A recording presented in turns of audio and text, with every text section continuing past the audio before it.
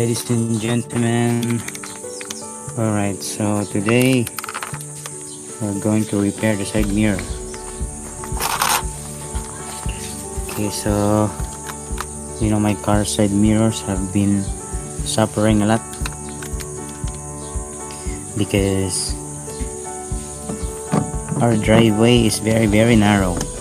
That's why it always get hit, and now it's like this, like that. It still works, but problem is it's the problem anyway. Okay, so I'm going to show you the problem. This is the problem. The screw here is already gone. See? Alright, so that's the problem. The screw's very gone. This bracket here was already destroyed. Now I just did my best to put this back together, but now it seems that it needs servicing once again. So this is just a temporary fix. I am saving for a new set of side mirrors, but for now we're just going to repair it. Okay, so the first thing that we're going to do is to open the door.